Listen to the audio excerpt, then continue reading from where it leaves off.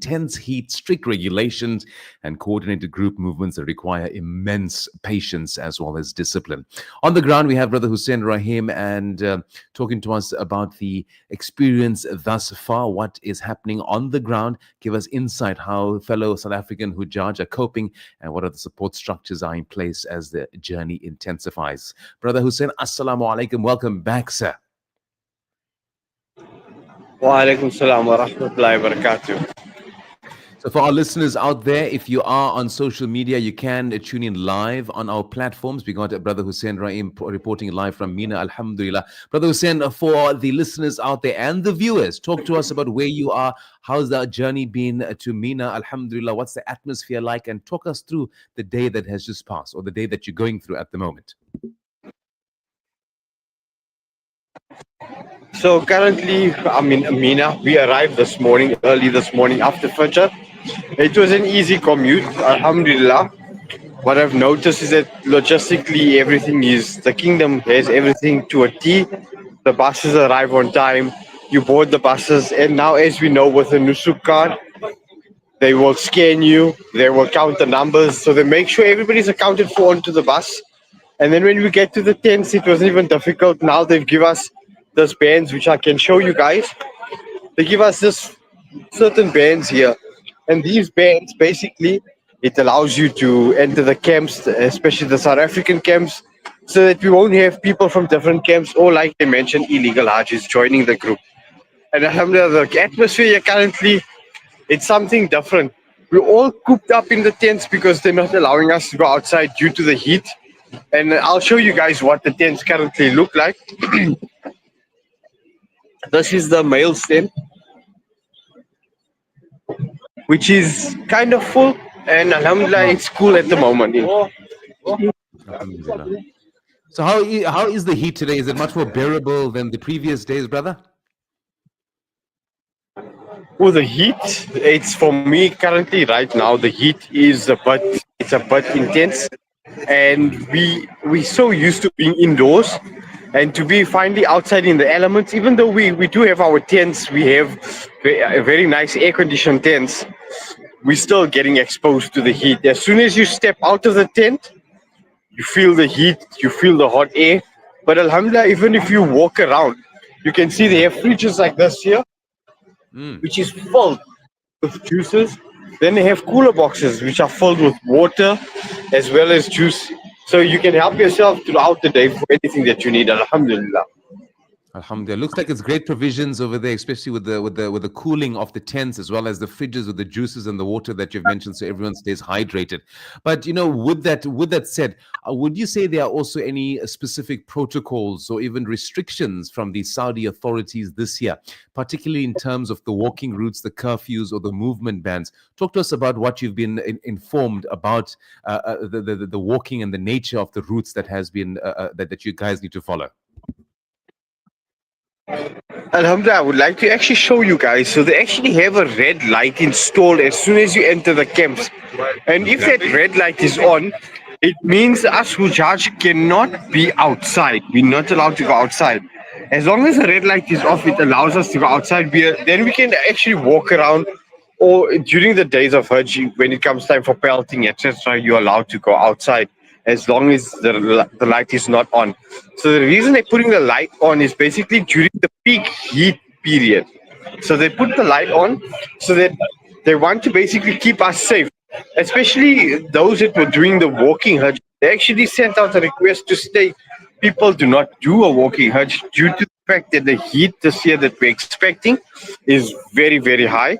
So for our safety and security, they're trying to minimize us being outside in the elements at all times. Absolutely. Now, when it comes to sort of the observations that you've observed so far, talk to us about that. How are how are the SA programs, South African programs, adapting to the logistical flow, especially those who may be elderly or those performing Hajj for the first time? Has it been overwhelming for them? Is this something that they expected? Talk to us about the situation for the elderly and those performing Hajj for the first time. Baf, I never hear your question. Can you repeat the question for me? Well, yes. So, from what you observed so far, Brother Hussein, talk to us about the other South African pilgrims. How are they adapting to the logistics, the flow, especially the elderly, and for those performing Hajj for the first time? Are they coping? How are they kept strong? Is the group leader or the tour leader are they encouraging the people to sort of push as much as they can? What's the attitude and the atmosphere been with regards to that, sir? So, Alhamdulillah, what I've noticed is that they do have a lot of wheelchairs and there's a lot of caregivers to give assistance to those that find it very physical and very daunting to perform the task at hand. So, the tour operators have made sure they've spoken to the Hujjaj ahead of time so they can make the necessary arrangements. And as you can see, even if you look around the camp, you will find they do have wheelchairs all over. And some people have brought in their own wheelchairs as well. So what they're going to do with the wheelchairs is basically utilize it whenever they find the task challenging. And obviously, inshallah, some of them said that they will try to donate the wheelchairs to the kingdom, inshallah. Alhamdulillah. Now, as you also sort of head into Arafah and the peak days of Hajj, what's your sense of readiness from the sort of from your point of view in terms of your physical resilience as well as getting your mindset on the journey ahead? So that from tonight, one needs to prepare mentally for tomorrow. So Arafah is not just being on the plains. We need to prepare ourselves the night before. So that means one needs to make sure they rested well. So when we are in the wukuf time, we won't be sleeping. We will be maximizing our opportunity tomorrow, inshallah, from after Zohar till Maghrib time. And for me personally, it's what I've been waiting for a very long time.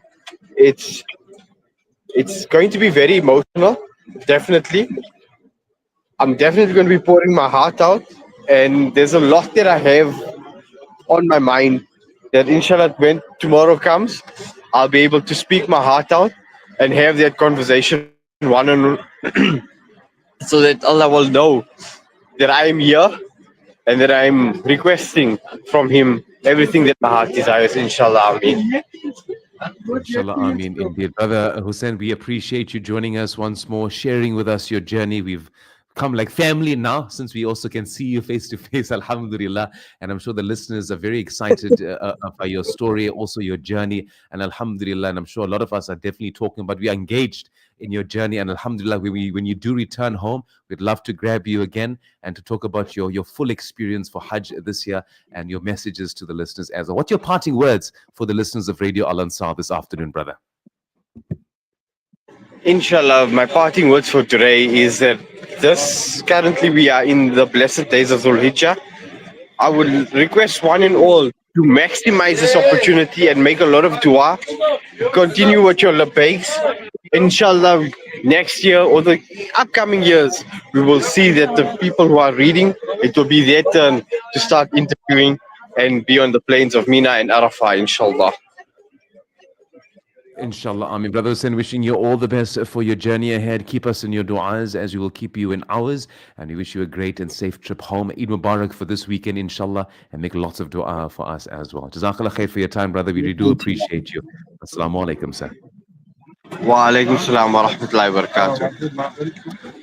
Jazakallah khair. That was Brother Hussein Rahim joining us live from Mina. Alhamdulillah. What a beautiful, beautiful experience indeed. It felt like we were right there with him all this time. And we do appreciate him also joining us and sharing with us. He is a wonderful Hajj journey. That brings us to the end of the show here this afternoon. A big thanks to Brother Ted for doing a phenomenal job, being on the go as usual. Thank you, my prince.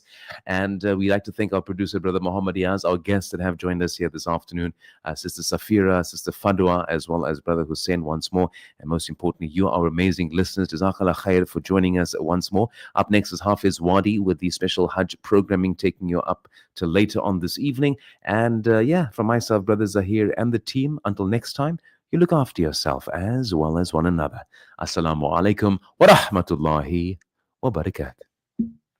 As temperatures drop and winter grips the country, the less fortunate in South Africa are preparing for the harsh realities that this season brings. Africa Muslims Agency is distributing blankets, clothing, and other essentials to thousands across the country. Sponsor a winter pack for 300